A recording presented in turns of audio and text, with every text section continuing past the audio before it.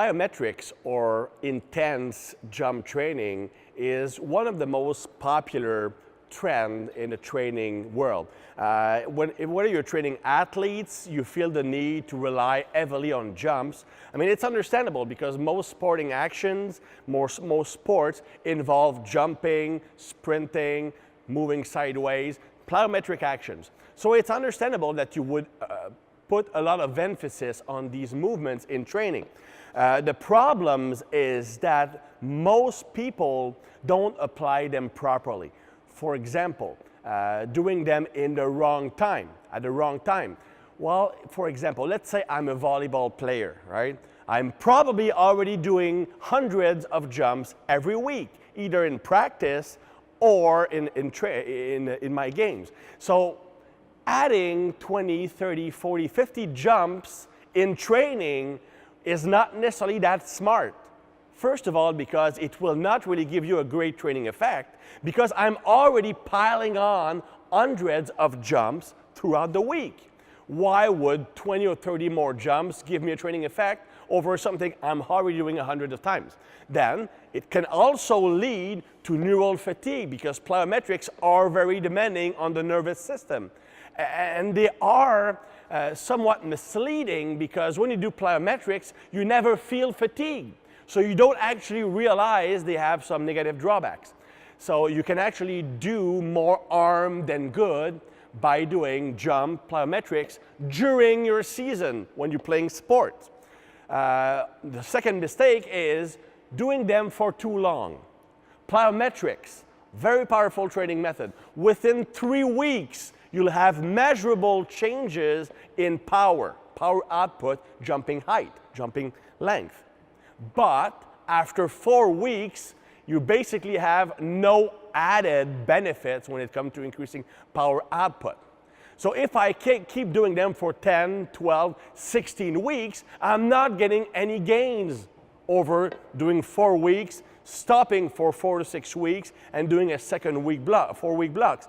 The best use of plyometrics is to time them properly in your training cycle when you need a sudden boost in performance. For example, I'm a sprinter. I have a competition like in 5 months. Well, instead of doing 5 months of intense plyometric, burning down my nervous system, what I will do is I will do 1 3-week block of plyometric training that will stop 1 week to 10 days before my competition to give me a spike in power output.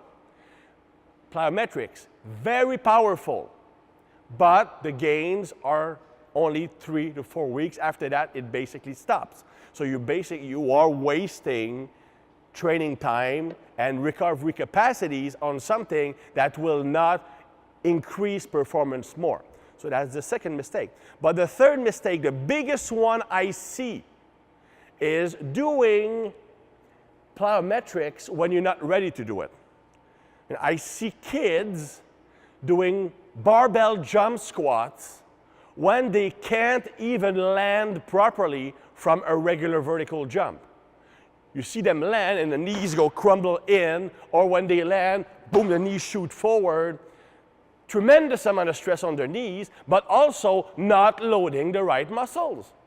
So before you can even think about doing the high-intensity stuff, the depth jumps, the loaded jump squats, loaded jump lunges, you must be sure that mechanically speaking, you are perfect when you do a body weight jump.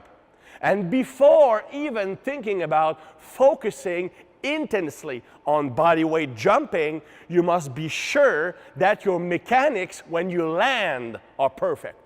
And don't assume because someone is a good athlete that he knows how to land properly. You can look at still pictures of high-level pro athletes, pro football players, basketball players who are amazing athletes, and their knee cave in when they land or their knees shoot forward. These people are a knee surgery waiting to happen because they are Formula One racing cars with slick tires.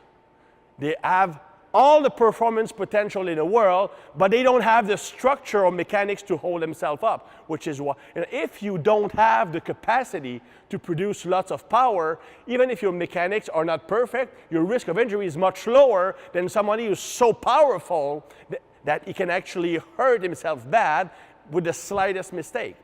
So in fact, when you work with high-level athletes, it's even more important to emphasize the mechanics of landing, not only the position, but using the right muscles to absorb the force. And then afterwards, you're going to be even more powerful using those muscles to propel yourself back up in the air. So remember, plyometrics can be misleading. You don't feel fatigue from them, but you can't abuse them either. I'd rather do sets of 5 than sets of 15, 20, because with high reps jump, you learn bad motor habits.